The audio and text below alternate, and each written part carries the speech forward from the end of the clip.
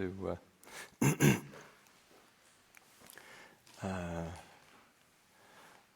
welcome everybody. This is the first Upāsikā day of the year, Upāsikā Renewal Day. So for those who are wishing to newly take on the Upasika training program, then people have that opportunity.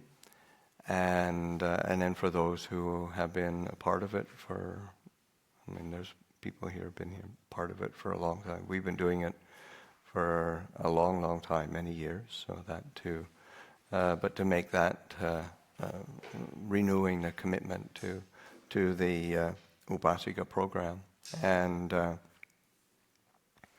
the term Upāsikā or Upasika is in the Pali language as both sort of male, female gender, but it means one who sits close by, so that one who draws close, drawing close to the Buddha, to Buddha, Dhamma, and Sangha, and it particularly refers to the lay people who are say practicing in a committed fashion, or trying to, and that's the same for all of us, and we all try to, and but then that's where it's helpful to have ceremony sometime, ritual, something that we don't have that much of in the West, and so to be able to use a ceremony to help affirm commitment and to establish a sense of commitment to to a training, because that's say as Buddhists, this is something that is the heart of the Buddha's teaching, is that it is a training. Like the Eightfold Path that the Buddha lays out in his very first discourse of the way leading to the cessation of suffering, or to the goal of peace that the Buddha lays out, it's a training. So that say it's not a belief, it's not a philosophy, an idea. It is a training, and so that picking up a training for ourselves of training in our body, speech, and mind, and that is the foundation for the Buddhist practice. And again, whether it's one is a layperson or whether it's a monastic, there's a commitment to this training in virtue, in integrity, a training in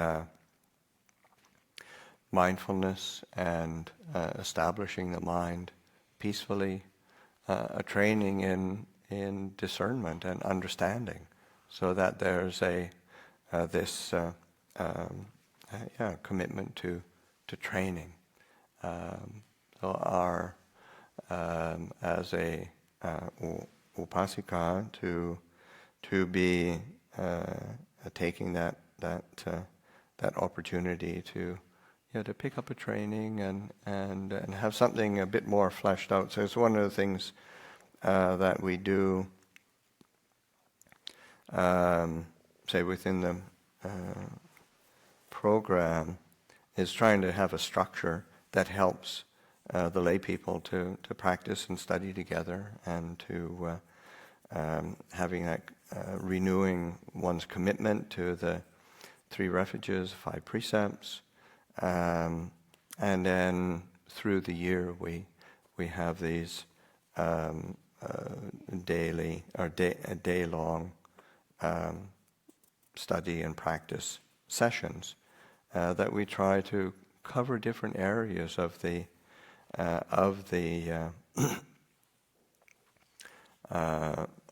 of our training. So sutta study, I think the next Upasika day is on sutta study, and then daily life practice on meditation itself, devotion and ritual, Dhamma in the broader world, so that those are themes that we try to cover in a year, and we pick out these topics and give people the opportunity to study them and use them as a backdrop for investigating the practice. And today's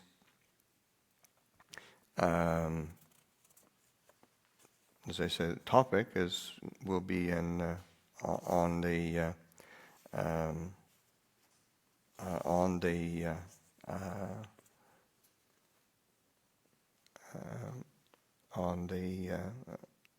I'm not sure what we classified it under. I didn't print that out. And I realize I'm looking at last year, so that's. Did we just make it up?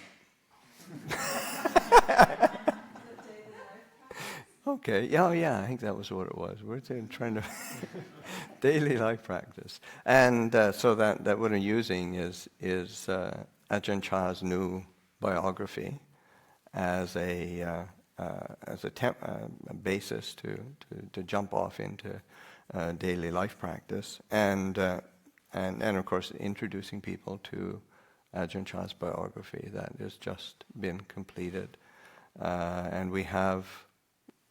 If anybody wants a hard copy, they exist in the book room, and they also exist on our website in digital form, ebook, Mobi, PDF, whatever works for you, and so we'll explore that this afternoon, and for. This morning,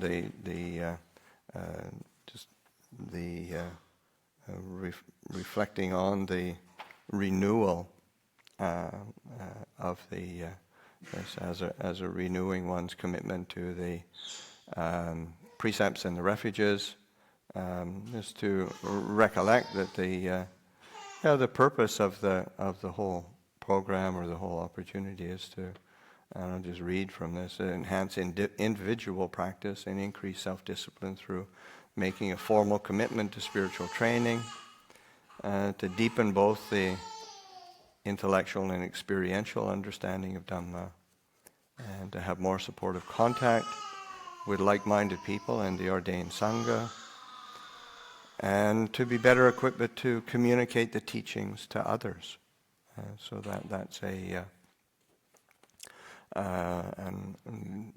opportunity of in terms of purpose. What's it fulfilling? What's the goal of taking on the training? And the actual guidelines are, they're outlines and encouragements to provide a structure for the practice of the lay community and individual lay people who wish to take it on, so that undertaking to live by the 3 refuges and 5 precepts, and this is you think, well, it's a basic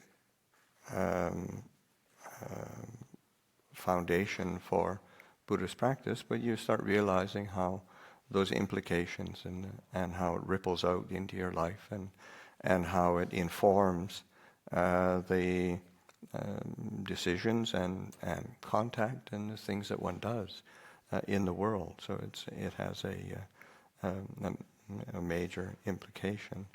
Also, taking the Theravada Thai forest tradition as a focus of one's practice, and sort of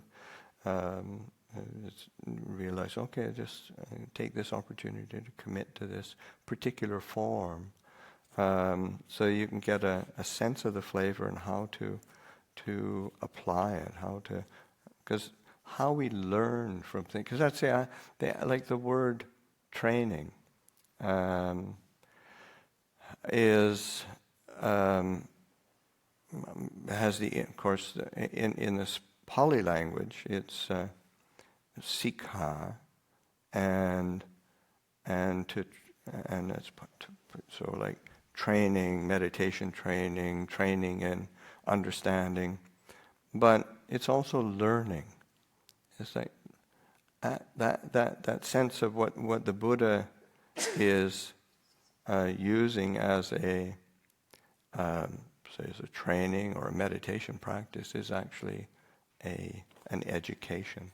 We're educating ourselves in how to be skillful human beings, and it's kind of useful.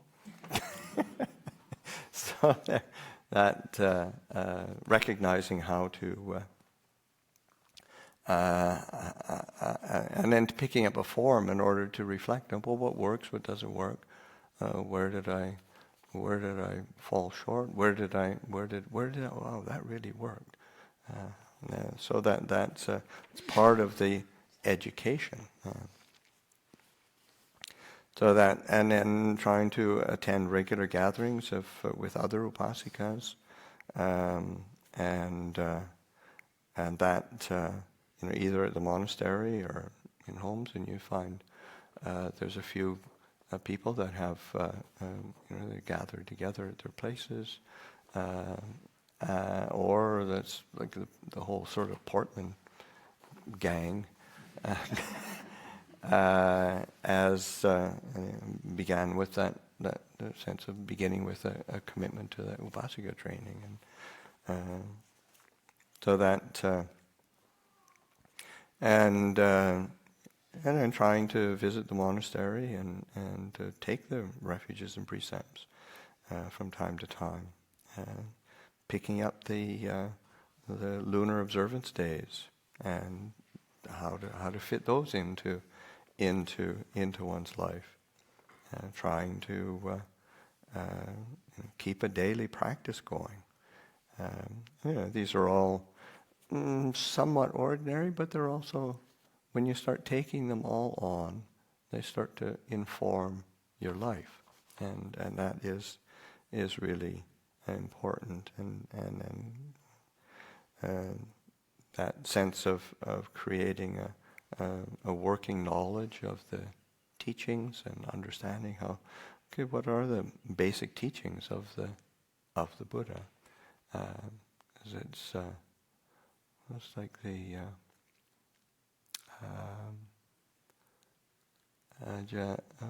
Jnaniko gave the morning reflection yesterday, and he was saying how he was talking with some people, and they were saying that it's seeming to be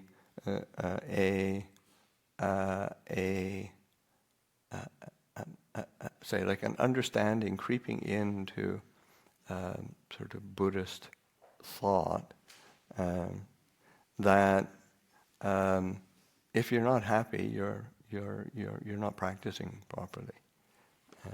So that, and if you're not, and then when you're, that you should be happy all the time. That's a real burden, isn't it?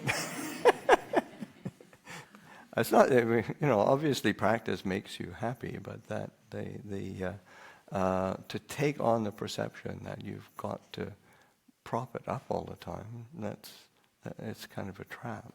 So it's sort of, and certainly the Buddha's teachings are how that freedom from suffering, and that one can be free from suffering, and of course if one is free from suffering, that's a tremendous source of happiness, but it's a bit different. So being able to having a basic working knowledge of the fundamental teachings. So with the picking up of the Upasika training and renewal. There is a small ceremony that we do, and one is for the individuals who wish to make a commitment to the training. Also, the training is, okay, take it on for a year, see how it goes, and sort of taking, okay, for this year, I'm going to really give this a shot. I'm going to give it a try, and so then for those who wish to do that, making an individual commitment and haven't done it before, just coming forward with a tray of flowers, incense, and candles, which is the traditional offerings, both to the shrines as well as when offerings to teachers. So they coming forward with a tray of candles, incense, flowers, setting it down, bowing, or just offering it, and then probably the nicest way to do it, come up, set it down, bow 3 times, and offer it, or holding it, and then saying, my name is so-and-so, I wish to take the 3 refuges and the 5 precepts, and then to go back, to take one seat. And then when the individuals have all stated their commitment, then I think Jeannie will be the designated leader of the group for the rest of the group who are the old hands and want to make that renewal as a group. Then we'll make that offering of tray. She's got a tray prepared there from the whole group. So if anybody would like to begin, can come forward.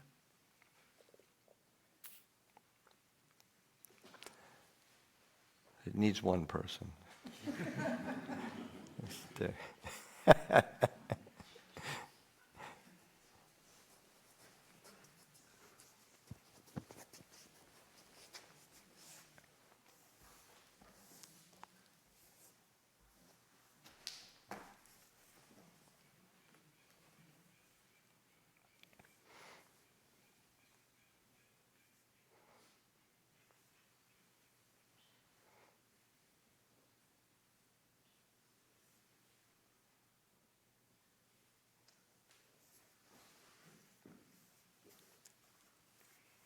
My name is Bonnie Wilson, and I'm requesting the 3 refuges and the 5 precepts. Okay, wonderful.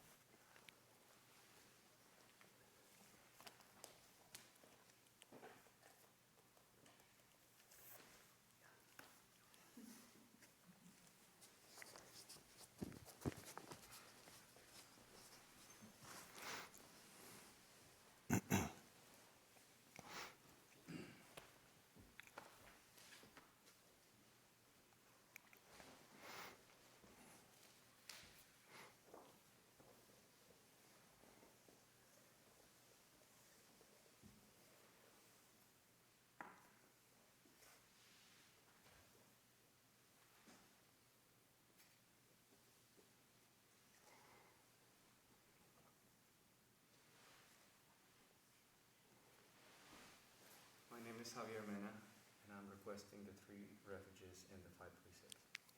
Wonderful, thank you.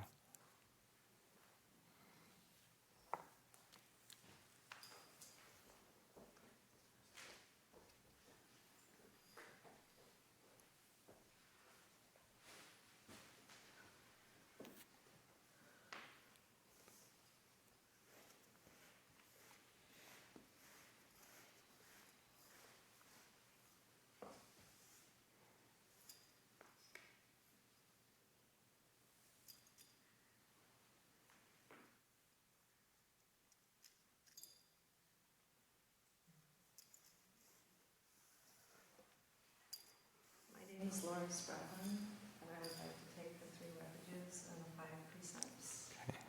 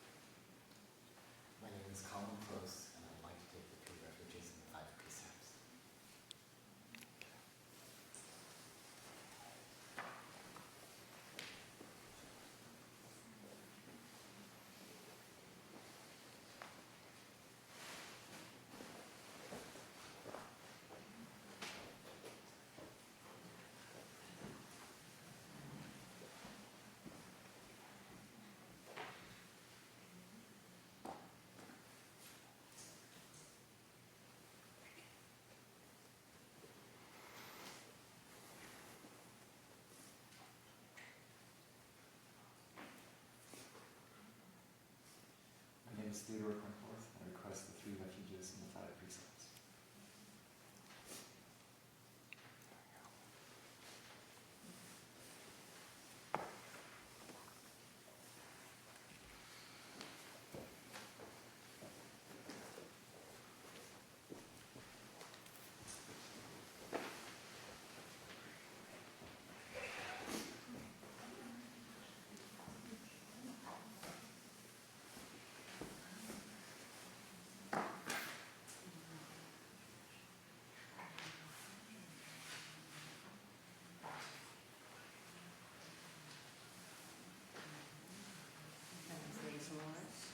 My name is Haley Smolar, and I request the 3 refuges and 5 precepts. Thank you.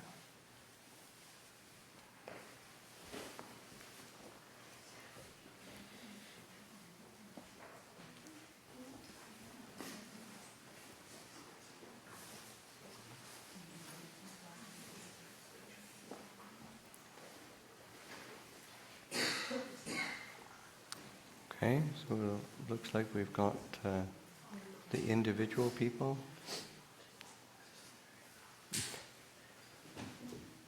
My name is Train, and it's our first time today, so we didn't have any knowledge. Okay, you just happened to show up on the day. Our group would like to take the 3 refuges and 5 precepts.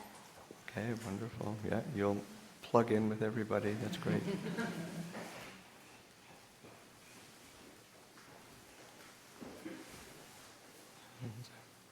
Great thing to be doing. Okay. Jeannie, would you like to... I think there's one more person, but I'll do it on his behalf. It doesn't look like it's happening.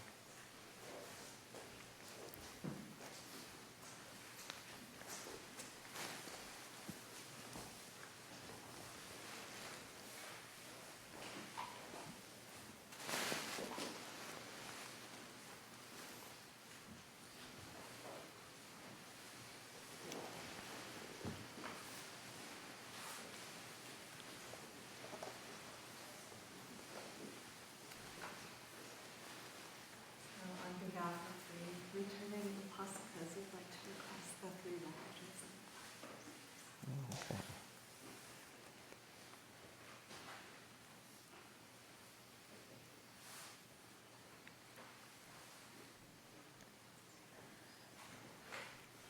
Okay.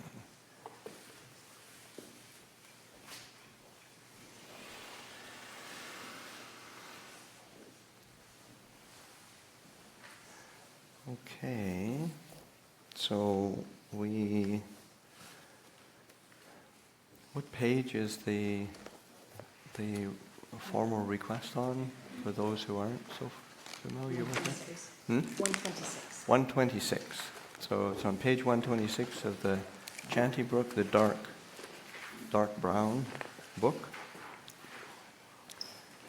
And the formal way of doing that, and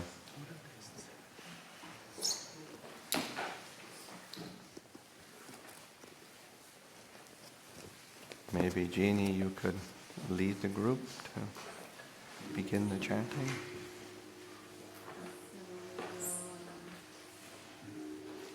126. 126. Yeah.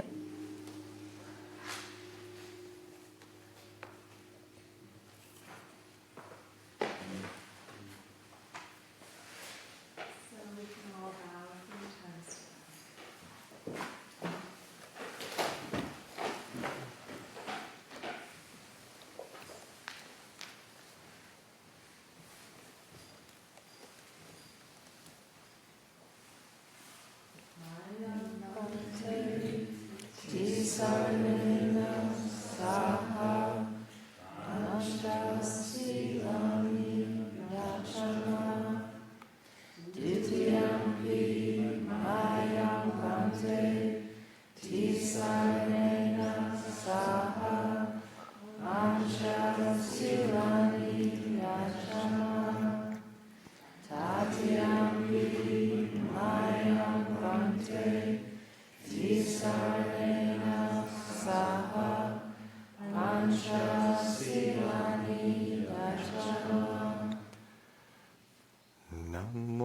tassa bhagavato arahato samma sambuddhassa.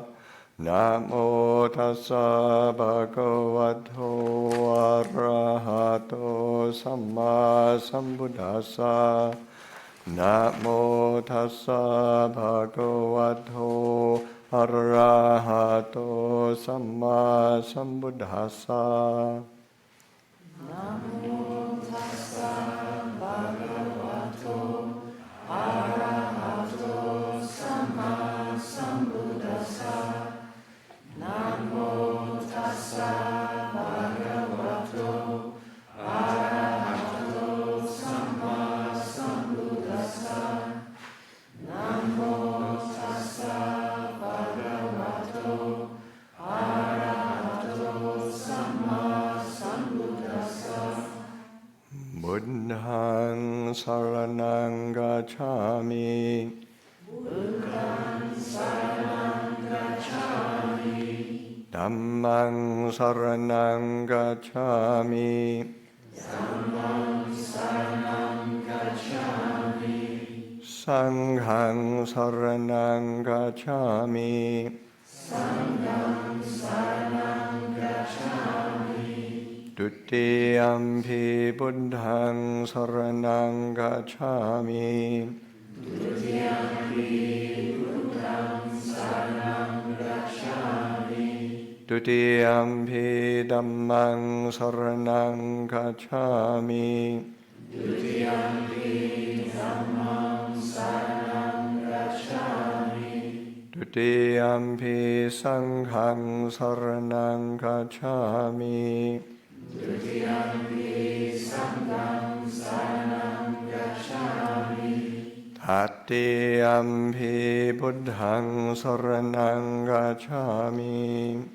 Tatiyampi buddhaṃ saranam gacchāmi. Tatiyampi dhammang saranang gacchāmi. Tatiyampi dhammam saranam gacchāmi. Tatiyampi sanghang saranang gacchāmi.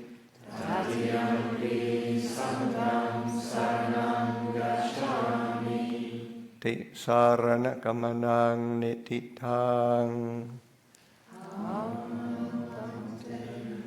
Panatipata veramani sikkhapadang samadhiyami. Panatipata veramani sikkhapadang samadhiyami. I undertake the precept to refrain from taking the life of any living creature.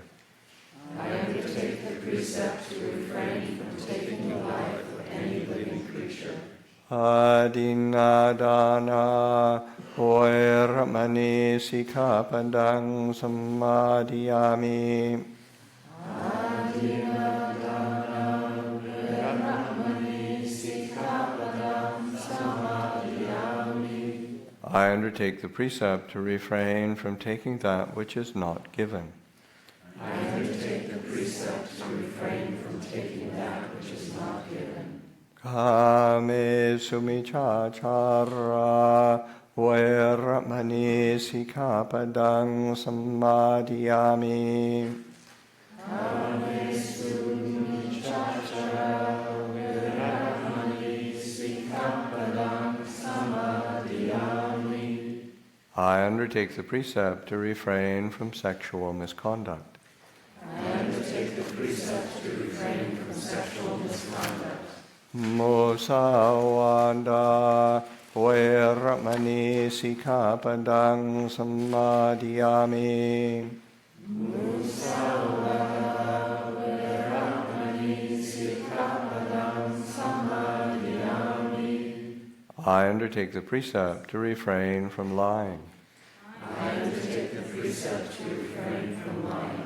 Suramereya majapamadatthana veramani sikkhapadang samadhiyami. Suramereya majapamadatthana veramani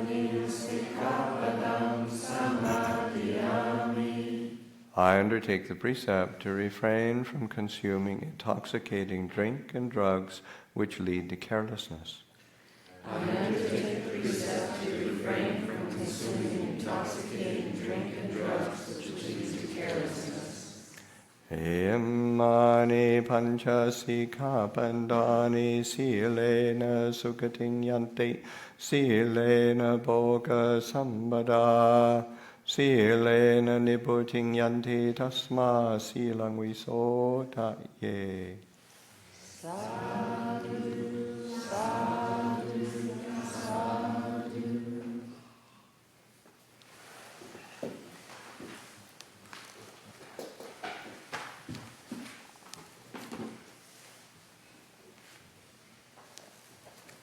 Okay, so it's a very simple ritual, it's a very simple ceremony, but it also has tremendous implications and possibilities in one's life, because it lays lays a foundation for real well-being and a clear, say, perspective or foundation of what to live one's life with, so that and that little verse that I chanted at the end, Silena Sugating Yanti, is sort of sila or virtue.